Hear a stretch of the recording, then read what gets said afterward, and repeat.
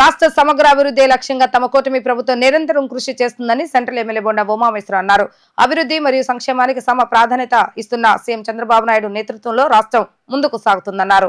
ఇటీవల ముగిసిన 3 రోజుల మహానాడు కార్యక్రమం విజయవంతమైందని ఆయన పేర్కొన్నారు. రాష్ట్ర అభివృద్ధికి దోహదపడే అనేక కీలక అంశాలపై మహానాడులో సుదీర్ఘ చర్చలు జరిగినట్లుగా వివరించారు. వైసీపీ నేతలు అభివృద్ధిని గుర్తించలేక కేవలం అసూయతో విమర్శలు చేస్తున్నారని విమర్శించారు. ప్రజల మద్దతుతో రాష్ట్ర ప్రభుత్వం పదవుల ముందుకు దూసుకు వెళ్తుందని బొండా ఉమా ధీమా వ్యక్తం చేశారు.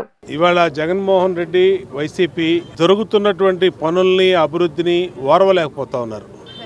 ఇవాళ మహానాడులో ఈ రాష్ట్రం సమగ్ర అభివృద్ధి, ఒక ప్రాంతం కాకుండా సమగ్ర అభివృద్ధే లక్ష్యంగా ఈ ప్రభుత్వం అనేక తీర్మానాలు ప్రవేశపెట్టింది.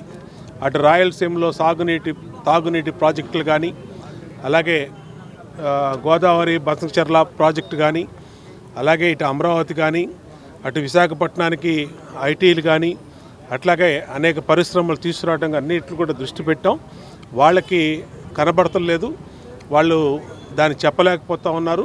ఈ ప్రభుత్వం లక్ష్యం ఇటు సంక్షేమం పేదవాళ్ళకి, అటు అభివృద్ధి, మరొకటి ఉపాధి, 3 కూడా సమానంగా ఖచ్చితంగా చేస్తాం. దానికి మహానాడు అద్భుతంగా ఒక వేదిక, చరిత్రలో ఎప్పుడూ లేనటువంటి విధంగా మొట్టమొదటిసారి కడపలో పెట్టి 5 లక్షల మందితో సభ పూర్తి చేసేటప్పటికీ వాళ్ళకి కళ్ళు బైర్లు కంపెనీ, వాళ్ళ అర్థం కాని పరిస్థితుల్లో, దిక్కుతోచని పరిస్థితుల్లో వైసీపీ ఉంది. ఖచ్చితంగా మా కాళ్ళతో పనే లేదు, లెక్కే లేదు. మా పని మేము చేసుకుంటూ రాష్ట్ర అభివృద్ధి లక్ష్యంగా ముందుకెళ్తాం.